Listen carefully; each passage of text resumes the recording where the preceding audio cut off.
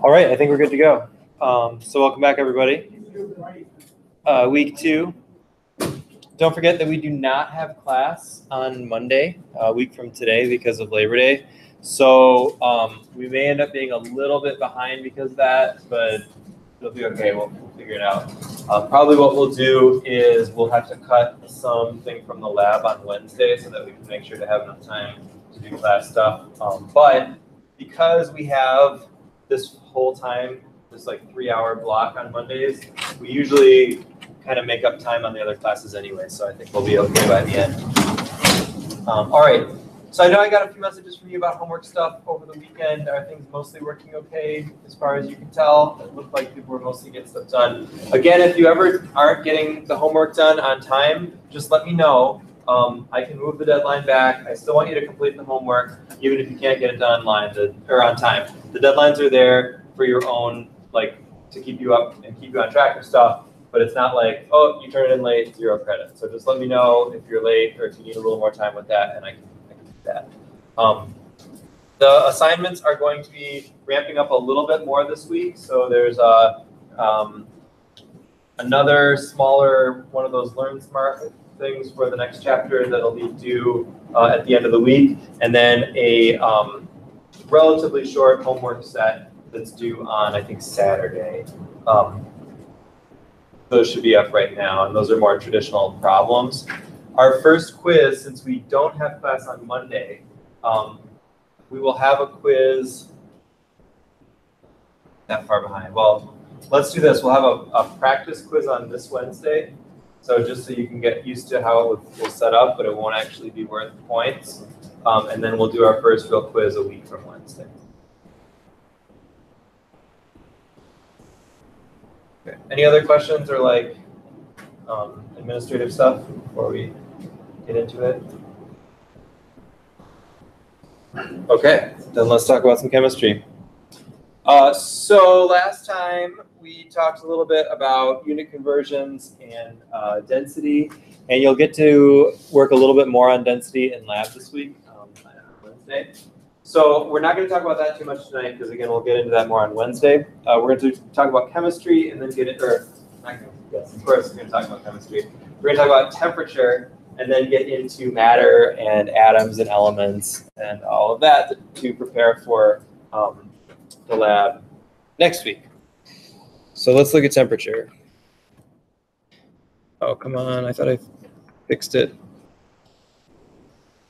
Well, when we take our break, I'll have to restart the computer. It does this weird thing sometimes where it's going to make all my writing look weird, but it should at least be somewhat legible. All right, so there's a really nice figure in your book that allows us to count, to keep track of or compare the 3 temperature scales that we're going to use in this class. So let's take a look at that together. We'll put it in the notes, and then we'll try to make some sense of it.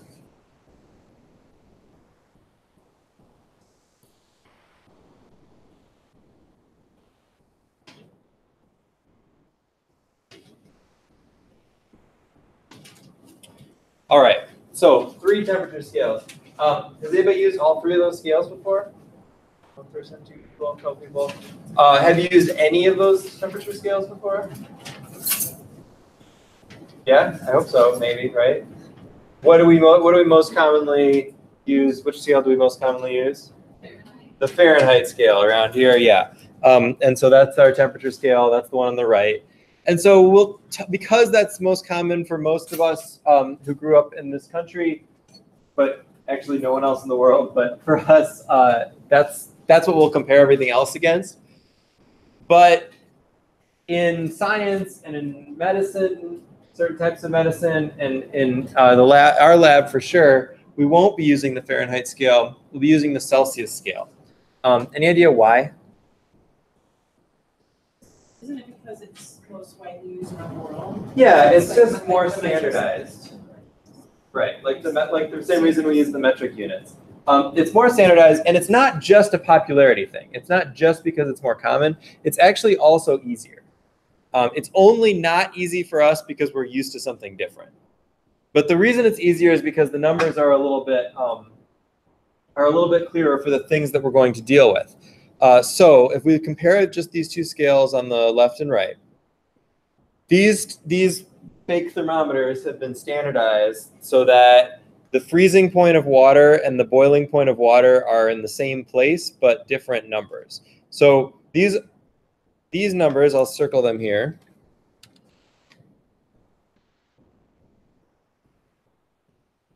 are ones that you should know. All right.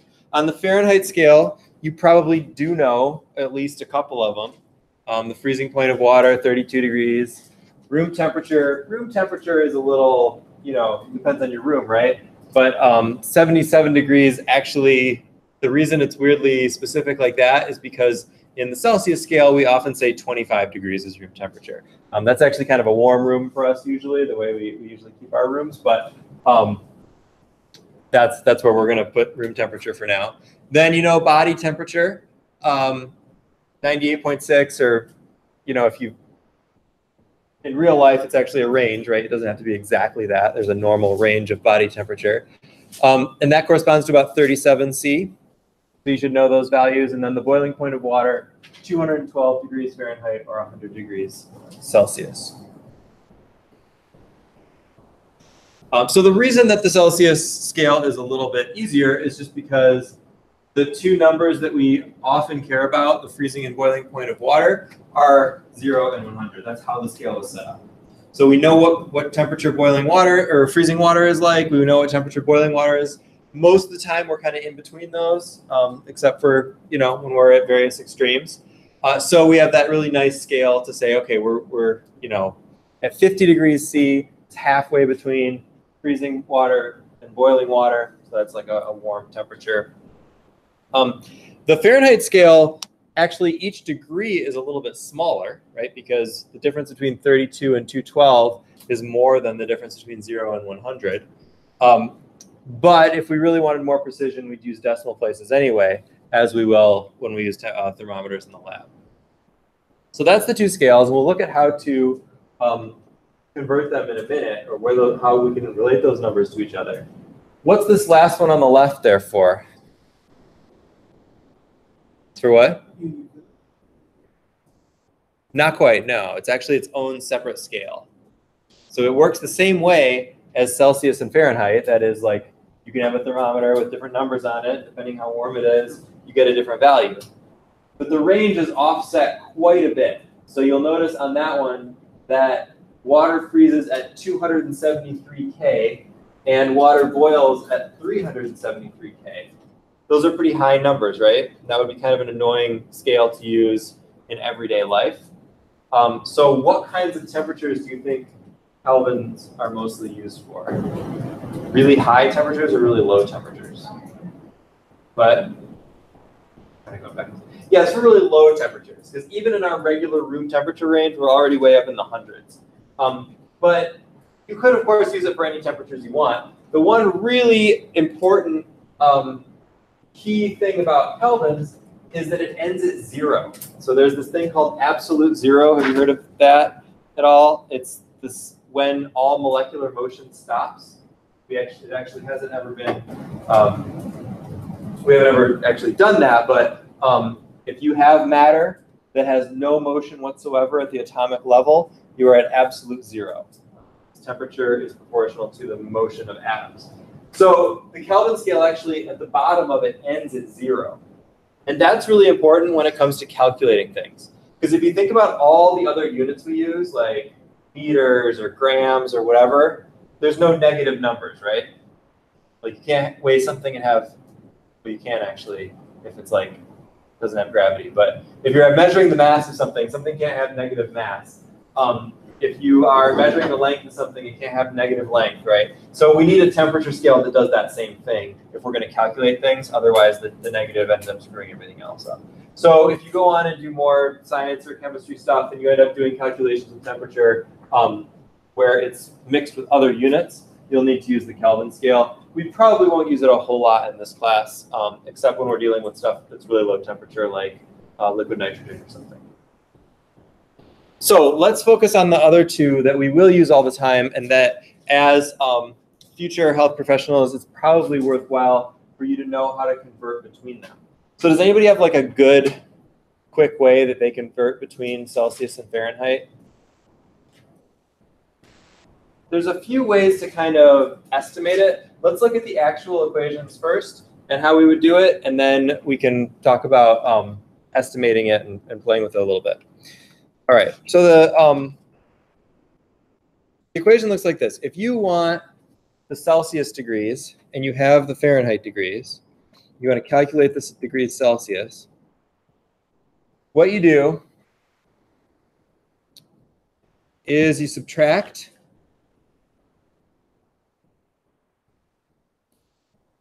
the degrees Fahrenheit, or you take the degrees Fahrenheit and you subtract 32, and then you divide that by 1.8.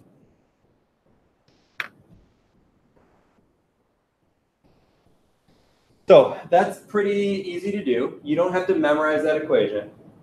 I would give you that equation. The only thing that's tricky about this is, do you remember the order of operations in math? What is it? There's like a word. Yeah, right. So the important thing for us here is that if you're doing like different mathematical operations, you divide before you subtract. Because parentheses, exponent, multiply, divide, add, subtract, right? That's the order. The way I wrote this equation, we're supposed to subtract before we divide, which is fine if you're doing it on some sort of simple calculator. So like if you have a simple 4-function calculator like this that doesn't do anything fancy, let's say we wanted to know what 77 degrees was in Celsius. So we take our 77, subtract 32, and then divide by 1.8, which gives us 25. Right? Makes sense. If you use a scientific or graphing calculator, those calculators are smart and they understand the order of operations. So if you simply type in, and I think I can get this to do this, if you simply type it in all in one line, like if I go 77 minus 32 divided by 1.8, I don't get 25, I get 59. Okay, I get a big repeating decimal, but I get 59, which is definitely wrong. And the reason is because the calculator, being a scientific calculator, understands the order of operations and tried to divide before subtracting. So it saw that as 32 divided by 1.8 and then subtract that whole thing from 77. So you either have to use, if you're going to use a fancy calculator, you either have to use parentheses and go 77 minus 32, close parentheses, and then divide by 1.8. That works.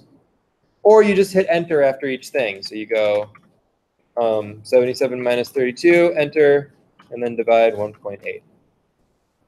And then you still get the same thing. So the main thing to look for there is just check yourself. If you know all these numbers right here, and you were working on some problem that you needed to convert the temperature, and you were converting 77 degrees, and you came up with 59 degrees Celsius, if you knew all these numbers, you would say, wait, that can't be right. I know 77 is about room temperature, and I know room temperature in Celsius is not 59, so I must have done something wrong. So if you know these like benchmarks, then you can go back and fix it and realize that you did something wrong. All right. The opposite of this equation, if you like algebra, or you can do it, you could just rearrange that and solve for degrees Fahrenheit. If you don't want to do that, I'll do it for you. It's not a math class, even though we will do a little math. So if you want to do the opposite, we're going to take that 1.8, multiply it by the degrees C, and then add 32. And you can put parentheses there if you want, but it doesn't really matter because order of operations will still make it work. So that's how you convert between Celsius and Fahrenheit. You just use the appropriate equations. You don't have to memorize those equations. I will give them to you on quizzes and exams if you need them. All right, so it is a good idea to be able to convert between these two temperature scales because, as we said, we use Fahrenheit in the US, but Celsius is more widely used everywhere else. So if you're ever doing anything else, or if you're talking to people from other places, makes more sense to use Celsius. And so you'll have the need to convert back and forth. And the best way to do that is, well, the best way, I think, is just to know some of these benchmarks, and then you can just kind of estimate it. So if somebody says like, oh, it's 40 degrees outside, 40 degrees Celsius outside, and you want to know like, what is that about? Well, if you know that body temperature is 37, that means that the temperature outside is above body temperature, which is really hot. So that's a really hot day, like even hotter than now, if somebody says that it's 40 degrees outside. So those kinds of ideas help. If you want to be a little bit more specific, you can think about these equations. And instead of dealing with 1.8, just use 2, because it's easy to multiply or divide things by 2. So if you just cut something in half, if you want to know, if you have a temperature in Celsius, you want to know what that is in Fahrenheit, just multiply it by 2 and then add a little less than 32, and you'll get about the right answer. Okay.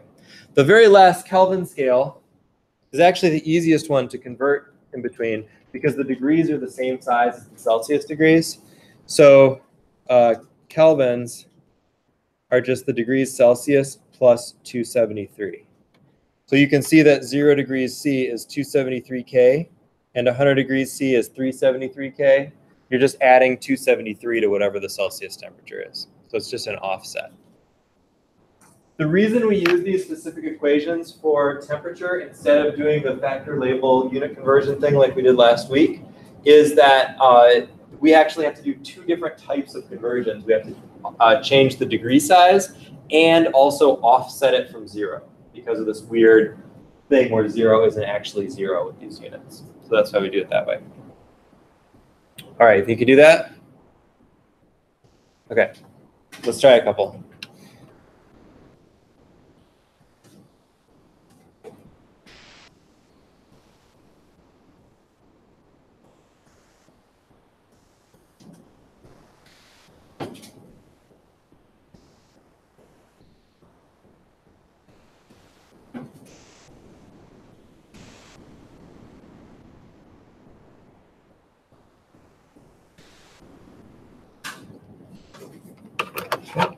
So using those equations, convert 158 degrees Fahrenheit to degrees Celsius, and then convert 300 kelvins to degrees Fahrenheit.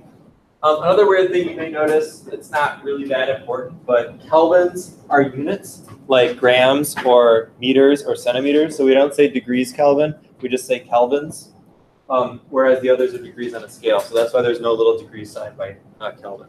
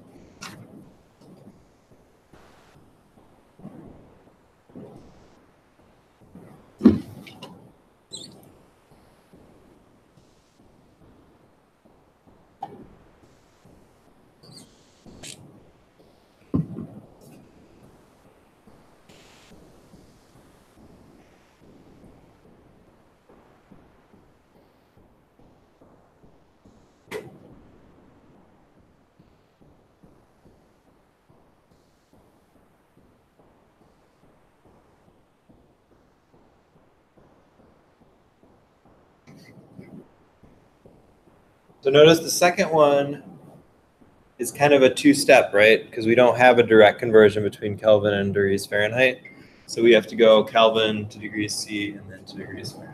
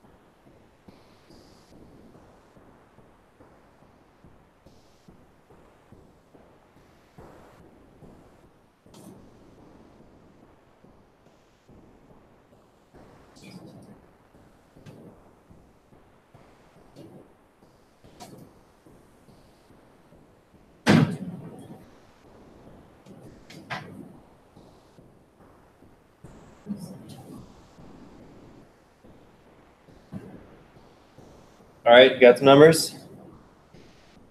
Okay, talk to other people at your table and see if you all got the same kind of numbers. If not, think about what differences you might have got.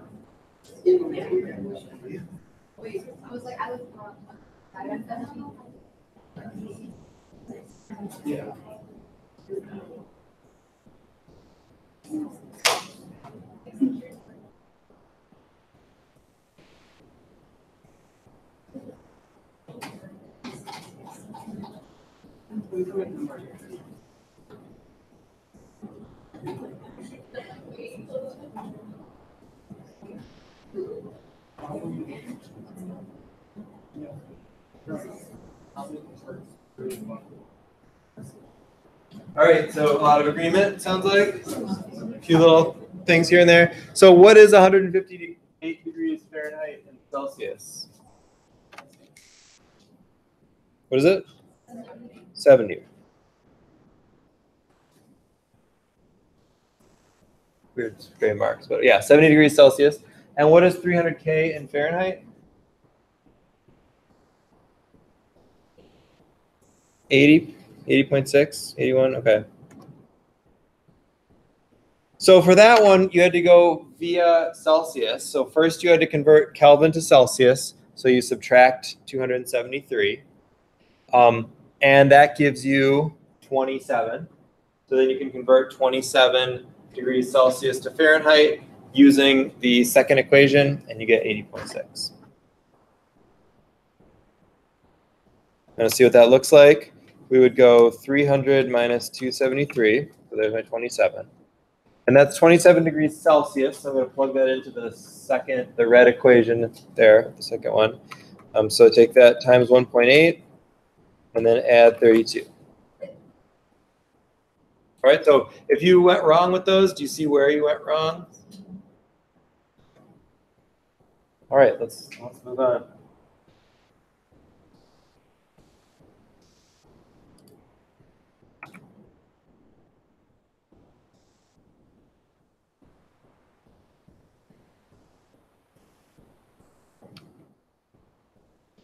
Okay, next thing we're going to look at are atoms, structure of the atoms.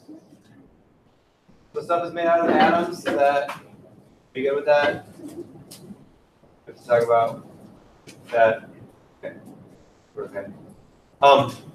Yeah, stuff is made out of atoms. We've known that for a long time. We're going to look at the structure inside the atom, which if you've taken some chemistry before, you may have heard before. So I'm sorry if you know all of this, but I know a lot of people haven't. So we're going to look at it. Some of the parts are going to be important for a little while and then kind of stop being important. And then other parts are going to become more important. So I'll try to tell you more about that as we go. Let's take a look at a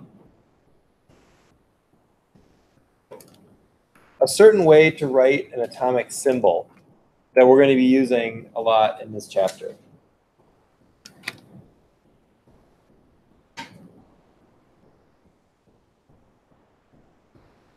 And then from this, we're going to talk about what those things are.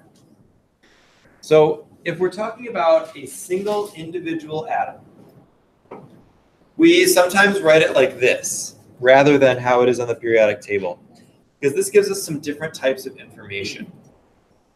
All right, so to get at that information, we need to know what are atoms made out of. So what are atoms made out of? Protons, neutrons, and electrons. And these numbers have something to do with those.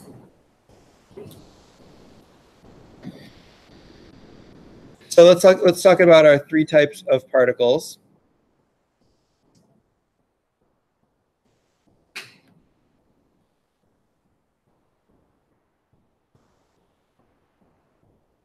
We have protons, neutrons, and electrons. Protons have a positive charge. Neutrons have no charge.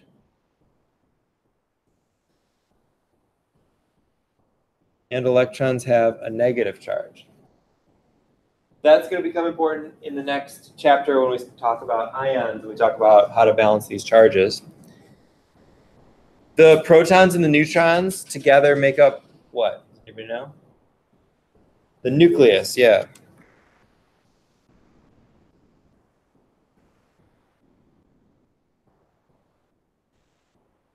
There we go.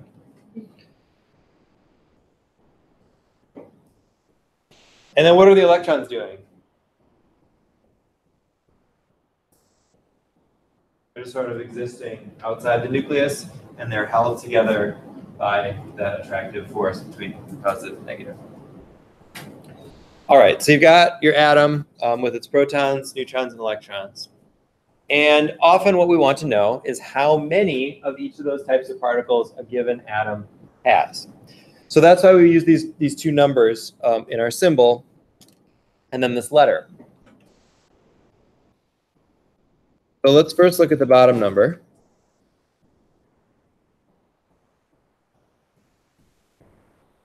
This is called the atomic number. You probably read about some of this stuff or did some stuff about it in the homework also. The atomic number is sometimes known as Z. And it tells us a few things, actually. The atomic number tells us the number of protons. It tells us the identity of the atom, because actually the only thing that differentiates atoms, different types of atoms from each other, are the number of protons. So that means that in this case it's 9, and any atom with 9 protons will always be called fluorine, because fluorine and 9 protons go together. So you can look up the atomic number on the periodic table, where it is in blue on the upper right-hand corner on that one. And that will tell you what the element is. Now, you may not know the name of it. You'd have to look at a different type of periodic table for that. So like when we do quizzes and exams, I would give you this periodic table, which on the back lists them in alphabetical order. So you can look up the symbol and then get the name if you don't know the names of the different atoms. I think you'll find that by halfway through the class or so, you just know all the ones that we keep using over and over again. You probably know a good chunk of them already, like carbon and, I don't know, oxygen and stuff like that. But the atomic number tells you the identity. So anything with the same number of protons is always the same type of atom. And then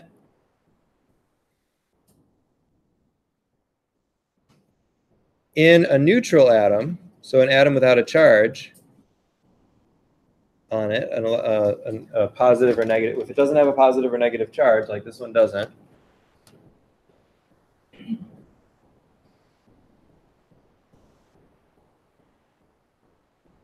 then the number of protons has to equal the number of electrons. So just by knowing that this is a neutral atom and its atomic number is 9, we can also say that it has 9 protons and 9 electrons.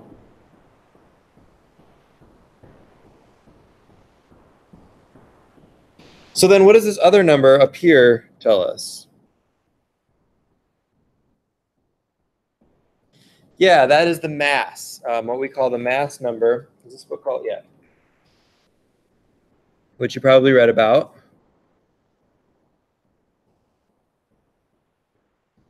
And this is the number of protons plus the number of neutrons. And this is probably the most common mistake that I see in this material, is everybody wants that number to be the number of neutrons, but it's not. The protons and neutrons added together. So whatever you have to do to keep that in mind, make a little note, make a little star, whatever, as you're studying, try to remember that, because it's easy to slip into, oh, the number of protons on the bottom, number of neutrons on the top, and that's not right. The number of protons on the bottom, the sum of them on the top. So that is not just the number of neutrons.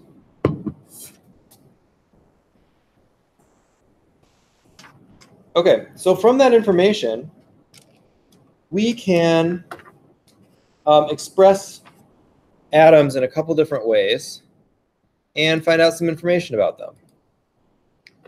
So one way is what we just did. So we can go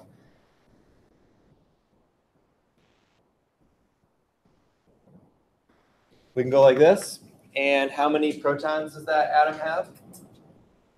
35. And how many electrons? Also 35. And how many neutrons? I know, subtraction is hard. 44. Yep. Because you subtract the number of protons from the atomic number to get the number of neutrons. That's added. That's them added together. And what would this be called? Anybody know? This is bromine. Yeah. BR is bromine. So we can get all that from that information. Now, I don't know if you notice this, but the lower left-hand number is actually redundant. We don't need it because it always corresponds to whatever the actual element is. So if we wrote this instead like this, we haven't lost any information because we can look up BR on the periodic table and say, oh, it's 35, because it's always 35. So a lot of times you won't see that bottom number written in these symbols, and you'll see it just written like this, or a way they do it in the book also is with words like this. So we could also write this as bromine 79. And that is, in fact, how we would refer to this. So that's how you name something like this. You'd say, I'm talking about bromine 79. Again, we don't lose any information that way. It just takes an extra step, because if we really want to know how many protons there are, we'd have to look it up on a periodic table. Luckily, there's always a giant one right there. And you probably have a little one in your book or somewhere, too. And we have little ones here if you ever need to use them. All right, so let's look at why we care about that number, why that other number has to stay. And one hint you can get from that is that there's another number on the periodic table that we haven't talked about, and that's the number in red that's underneath the atomic symbols. Do you see that? So that also has something to do with the mass, which you may have heard before. But if you look at bromine, if you look at the symbol for bromine up there, 35, the number is not 79. It's 79.904, which is actually almost 80. That's a different number. So we can't exactly get the number of neutrons from that number, and let's look at why. We'll talk about why we need another definition. And that is isotopes. Does anybody know what isotopes are?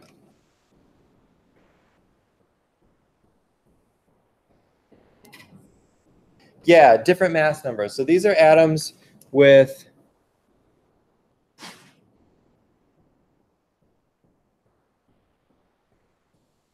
the same number of protons, so the same atomic number,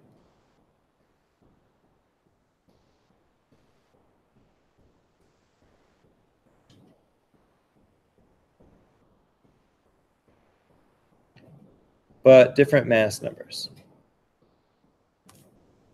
So for example, there are two common isotopes of bromine, bromine 79 and bromine 81.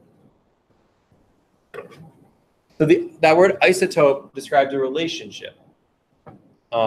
There's not a type of atom that's an isotope and a type of atom that is not. Isotope is a relationship between two things. So those two atoms would have the same number of protons because they have the same atomic number because they have the same name. They're both bromine, but they have different mass numbers. So if they have the same number of protons and same name and everything, what do they have different numbers of? Careful. Neutrons, yeah. So if you change the number of neutrons, the only thing you change is the mass.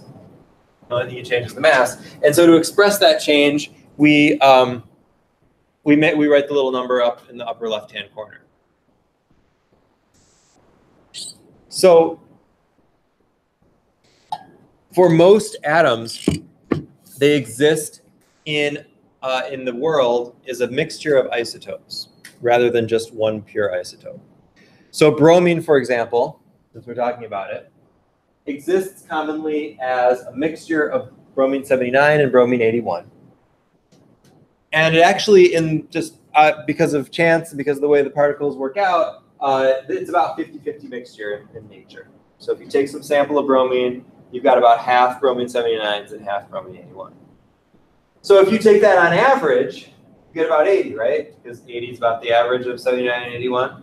And that's where that red number comes from. So the red number is an average of isotopes. And so to express that, computer, I was freaking out. Okay. So let's copy down our bromine here, which has 35.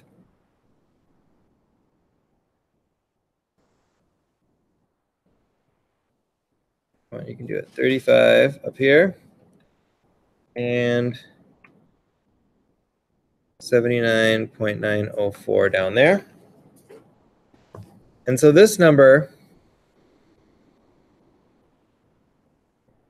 is confusingly named the atomic mass, sometimes the atomic weight, but not the mass number. So the atomic weight mass is an average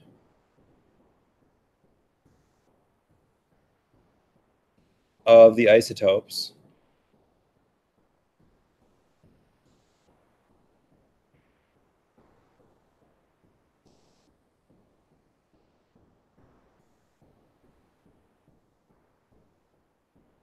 not the mass number.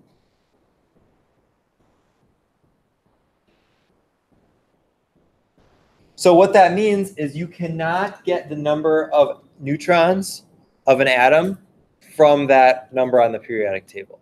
You can't get the number of neutrons from the periodic table. You have to be given a specific atomic mass if you're going to be asked for the number of neutrons in an atom. So let me show you an example. One way that you might see this, like in the homework, is we could make a table. And we could say,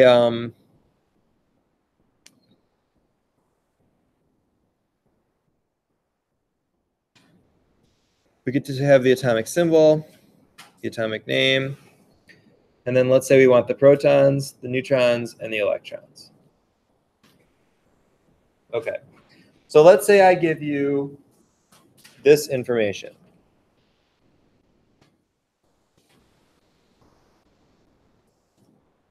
"17 protons and 20 neutrons." No, let's do it this way. It might make more sense. Sorry.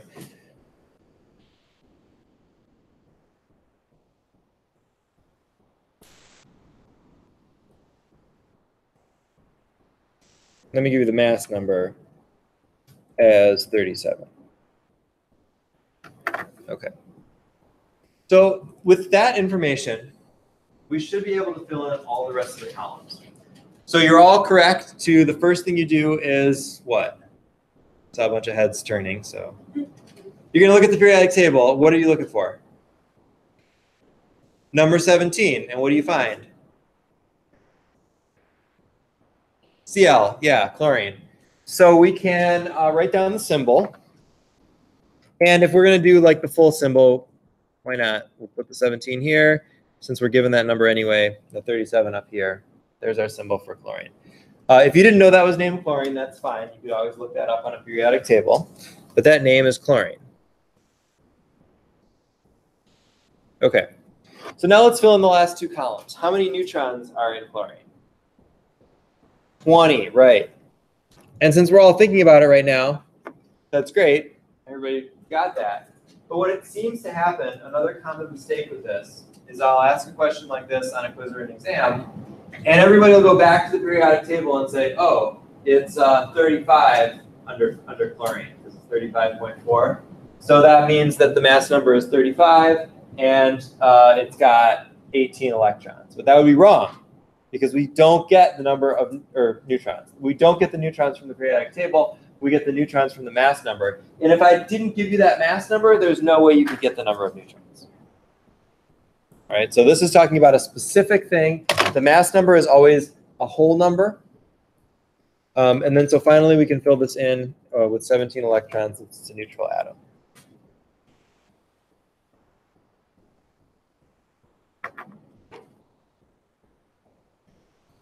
All right, and let's try one more.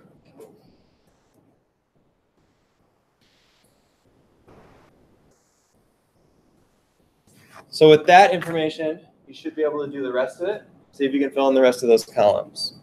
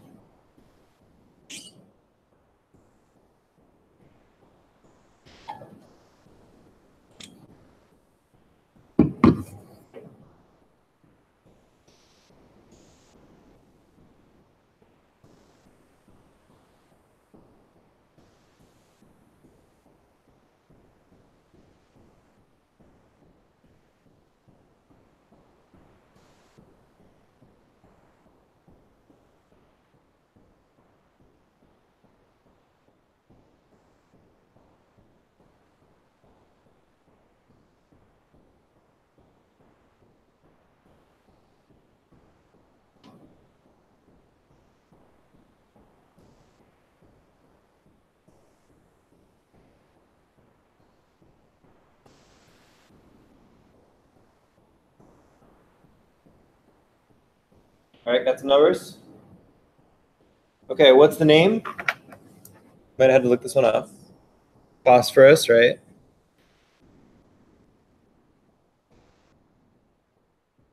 Number of protons would be 15. So we get that again by looking at the periodic table and seeing that P is up at number 15. Might have taken a little while to look at or to find. That's why it's nice to use the periodic table with the alphabetical list sometimes. And what about the number of neutrons then? Yeah, it's also got to be 15 because the mass number is 30, right? Because that was given. So we can figure out the number of neutrons by subtracting the mass number from the protons.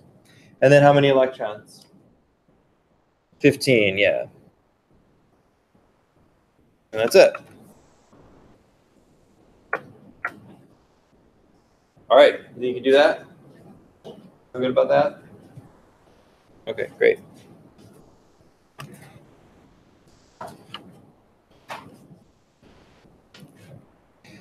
So let's take a stop from that and talk a little bit about matter in general, and then we will talk about the electrons. I don't know if the break will be before or after that, and then we'll have some practice time.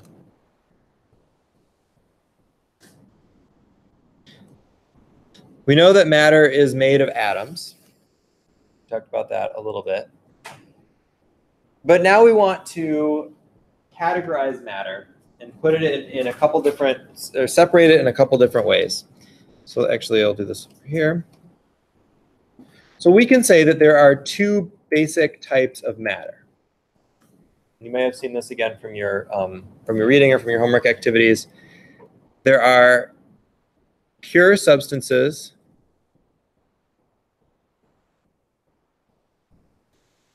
and mixtures.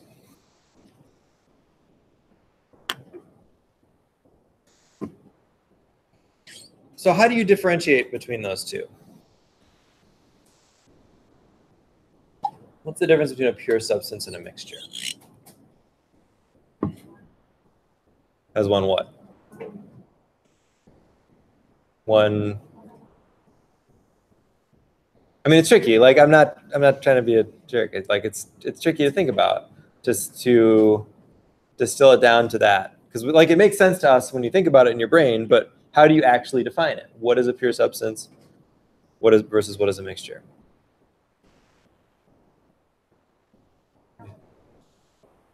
Pure substance. Just one element? That is a type of pure substance, but something like water is a pure substance and is not just one element.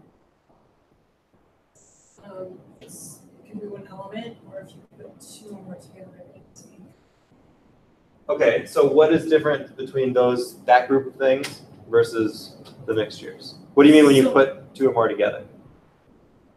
So when you put two or more elements together to create a compound, Okay. So that would be. Why is that not a mixture then? Putting two or more things. Because a mixture would include,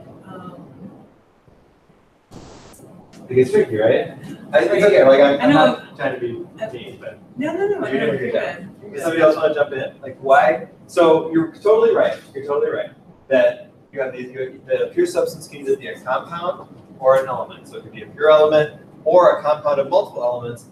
But how are multiple elements not a mixture? Can I give it a shot? Never mind. Yeah. So let's think about like water. What's water made out of? So it has hydrogen atoms and oxygen atoms, right? But water is a pure substance compared to like salt water, which is a mixture. So what is fundamentally different about those two?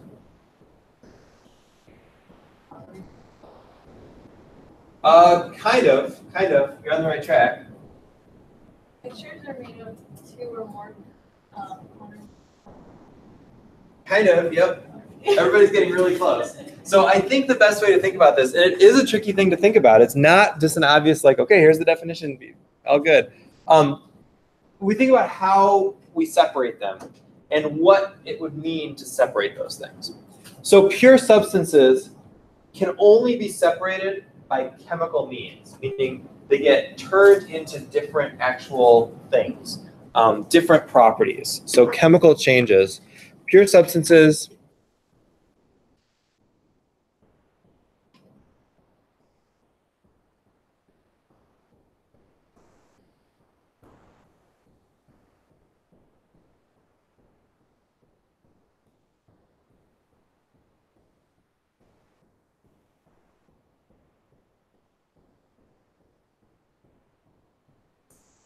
chemical reactions or chemical changes. Whereas mixtures, I didn't leave myself enough room, but mixtures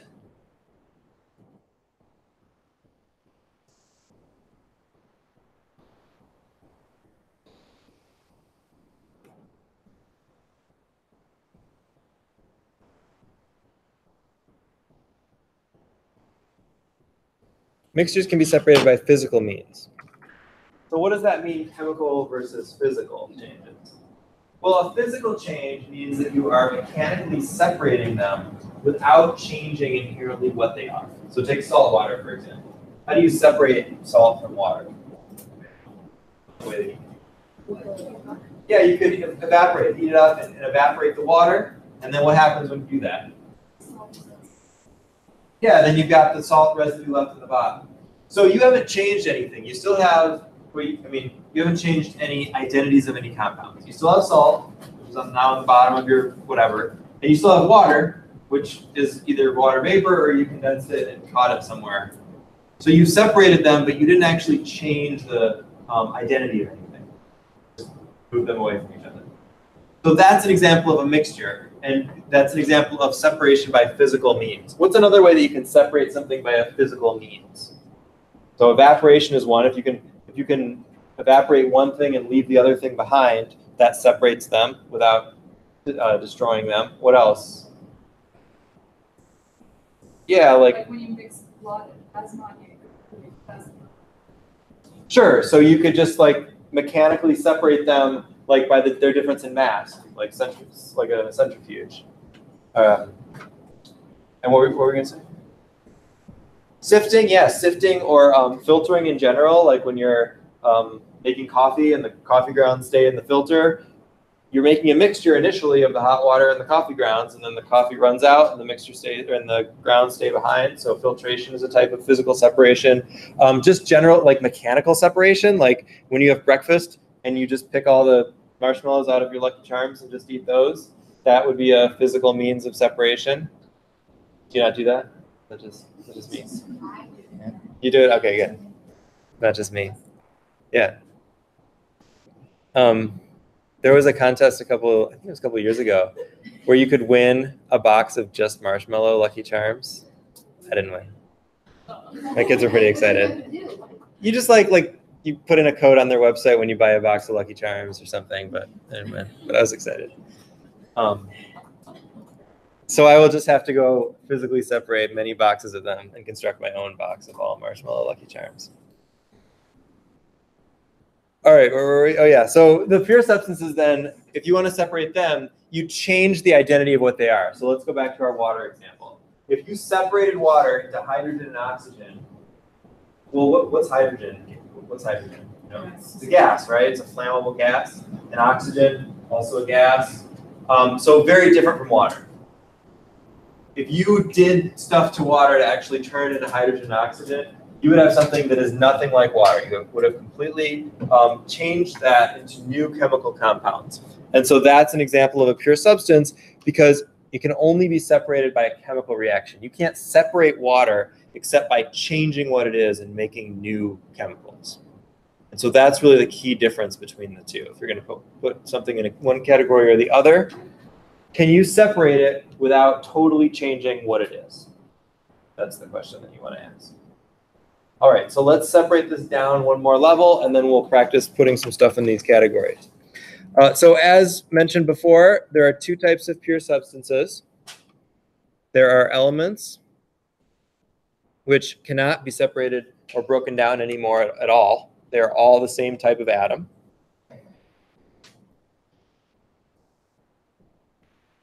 And there are compounds. And I think that compound one is the one that that gives most people trouble because it's made of multiple elements. So it kind of feels like maybe it should be a mixture, but it's not because those elements are chemically bound together. And if you separated them, you would make a new thing. You would make a new compound or you would make new elements. And then on the other side, we've got mixtures, of which there are also two types. Whoa. What's going on? The two types of mixtures are heterogeneous mixtures and homogeneous mixtures.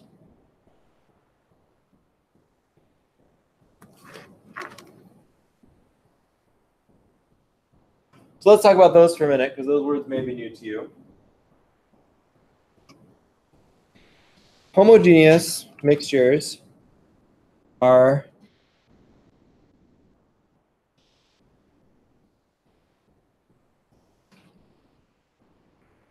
uniform throughout. And this is actually not a very specific definition at all, as we'll see. But it really basically means that you can't see the different parts of the mixture. So something like salt water. You have a cup of salt water, what does it look like? It's like water. You can't see the salt. Like salt's not on the bottom, water is on the top or something. You can't see the two domains. So it means that the things inside there are connected or are separated, but are in very, very small pieces because you can't see the individual components. So sometimes that's called a solution. Oh. There we go. Sometimes that's called solution.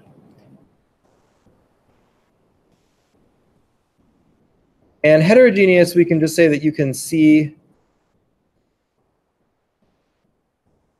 oops. You can see separate parts.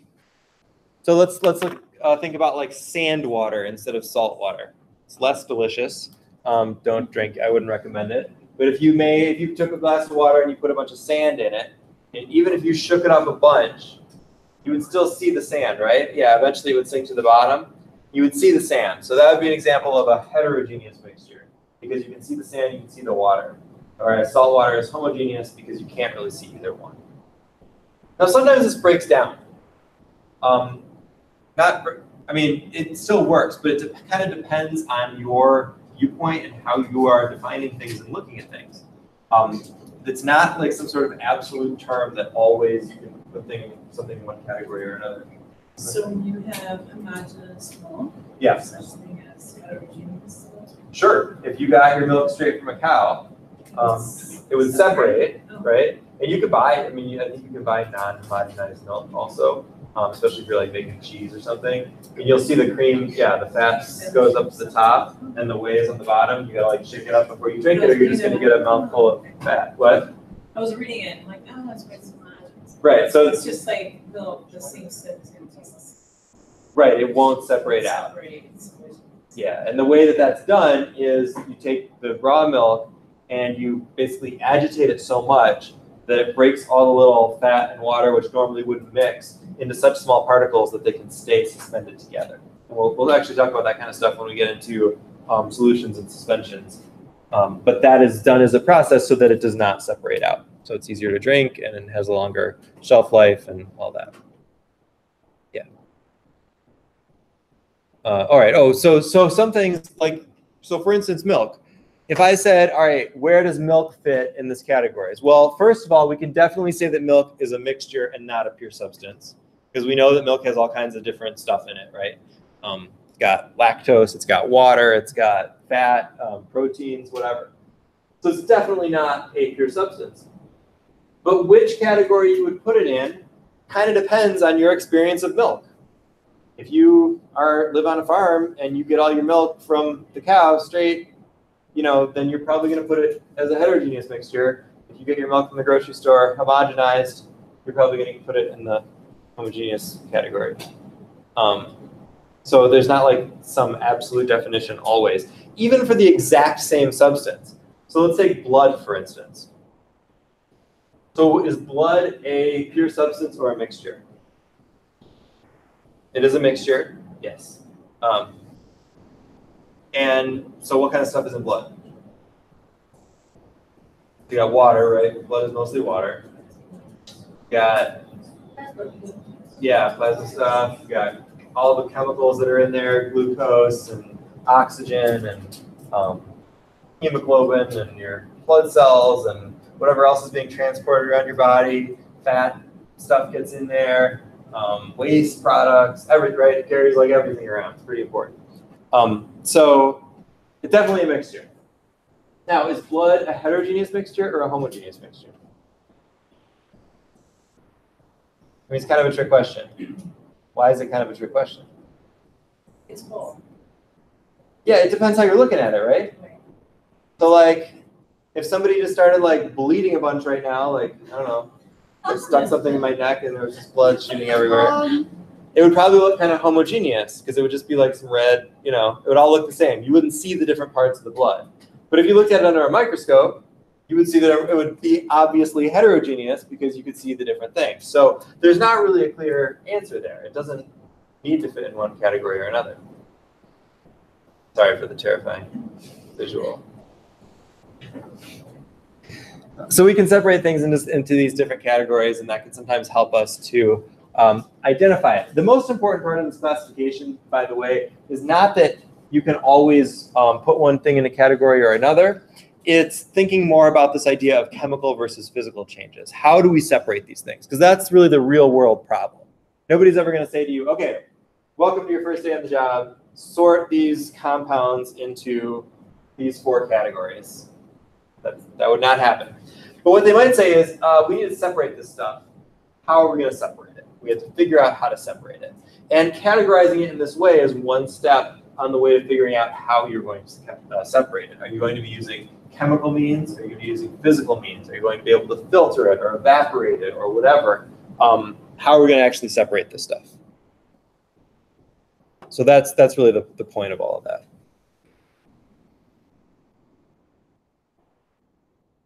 Okay, how are you doing? Okay. Should we go into electrons, or you want to do a break first and then electrons? Want to vote for keep going? Anybody need a break right now? Okay, let's talk about electrons. Don't want to take that one. No. So as you go through chapter 2, you will find a lot of stuff that we are not talking about. Specifically, if you look at section 2.2, section 2.3, those are all really interesting things. It's sort of like the development of how we figured out all this stuff about the nucleus and where all that comes from. It's a really interesting story. but it's not something we're going to spend time on right now. What we do need to talk about, though, is electrons, because protons and neutrons actually aren't that important to chemistry. All chemistry happens in the electrons, and so we're going to talk about the electronic structure of atoms.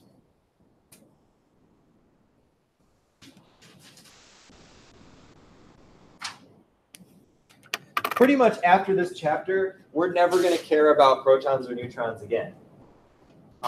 We're not going to change them. We're going to talk a little bit about nuclear chemistry, but not much. We're mostly going to talk about what the electrons are doing. The electrons are where all the chemistry is because they are the outermost things in the atom. And so that's where they're interacting, multiple atoms are interacting with each other. And so that's where we're going to look at most of our time. We're going to use most of our time. So the history of electronic structure and what the electrons are doing in the atom is kind of interesting. But what's going to be most important for us is the results of that. So what do we actually know the electronic structure of atoms is? This is also sometimes called the quantum structure of an atom or the quantum mechanical model of the atom.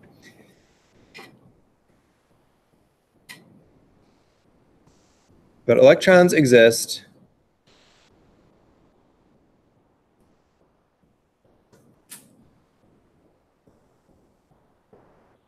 outside of the nucleus.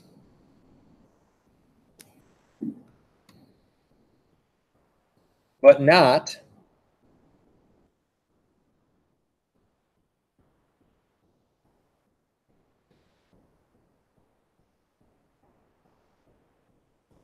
in ring-like orbits. So that's a really common misconception about atomic structure and electronic structure. Electrons do not spin around the nucleus the way planets go around the sun. They do not have a defined path. They do not orbit the nucleus.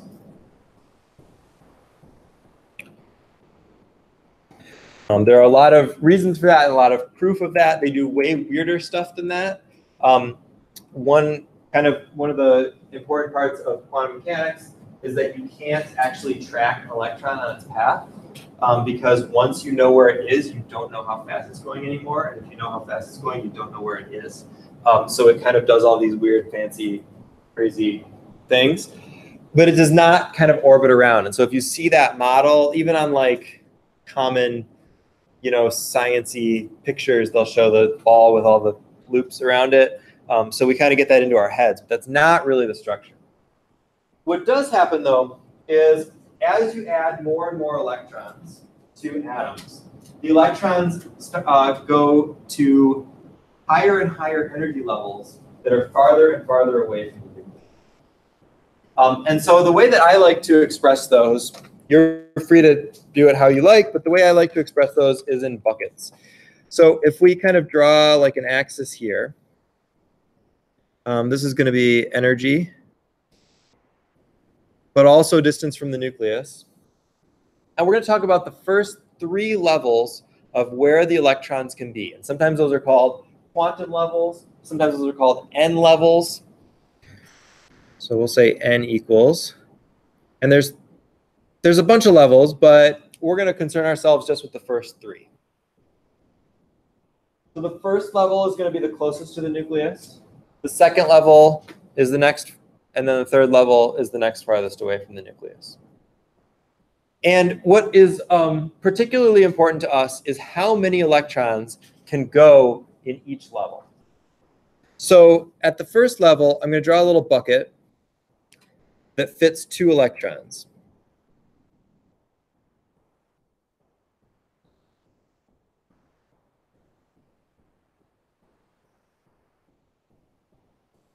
And that means that there's only enough space for 2 electrons to be in that first n level or that first quantum level closest to the nucleus. If an atom has more than 2 electrons, the next several will go in bucket number 2, which is both further away from the nucleus and higher in energy. And does anybody know how many electrons fit in bucket number 2? Everybody guess? 8, yeah.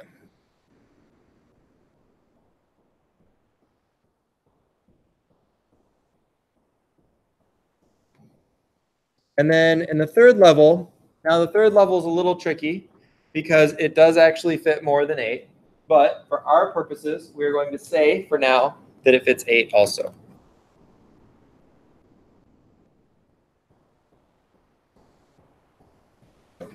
If you go on and take more chemistry, you will learn more about that and what we do with electrons or with molecules that have way more electrons than that.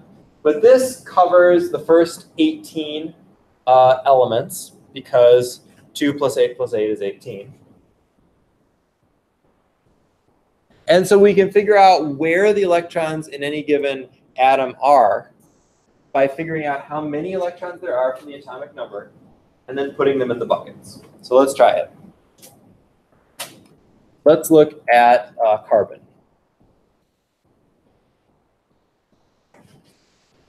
Carbon's atomic symbol is C.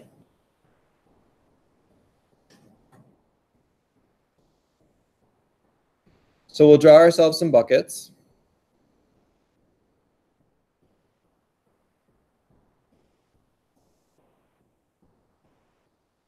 And how many electrons does carbon have? 6. How do you know?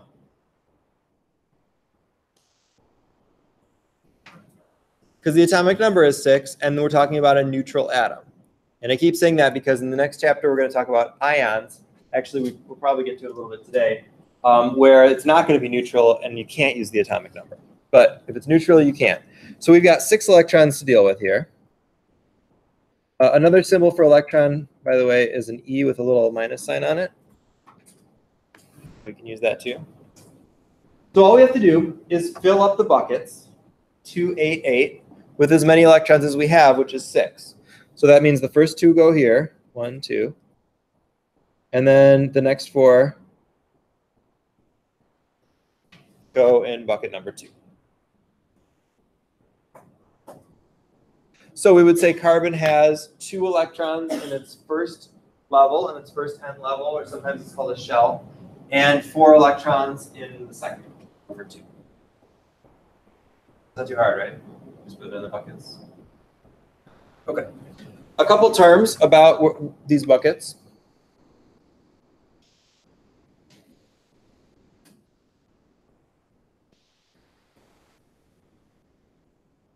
The bucket that is highest in energy with electrons in it is called the valence shell.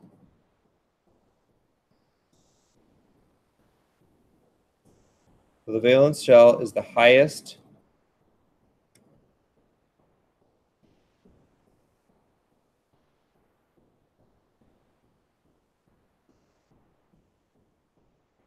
electron-containing level. And the valence electrons are the electrons that are inside that shell. Why do you think it is important to single those out, to say the outermost electrons, the ones that are highest in energy, furthest away from the nucleus, get a special name? What is special about them, do you think? Yeah, they're the ones that do all the stuff. So they're the ones furthest away from the nucleus, which means that they are doing the chemistry. They're doing the connecting with other atoms. They're the ones that get lost or gain more electrons in these different things where we make ions and whatever and molecules. So they do all the stuff. So when we go on and start talking about ions and compounds, we're going to be most focused on the valence electrons. And we're going to need to know, in most cases, how many valence electrons a given atom has. The term for the rest of them is the core.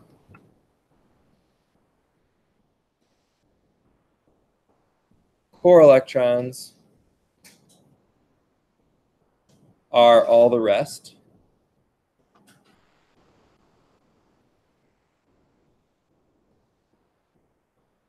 The non-valence ones.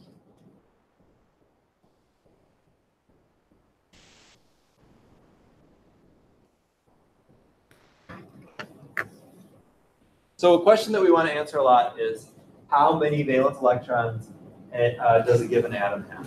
So let's look up at the periodic table, and let's take silicon, Si.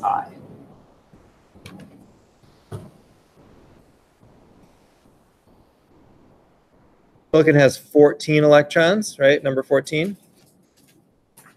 So we want to know how many valence electrons.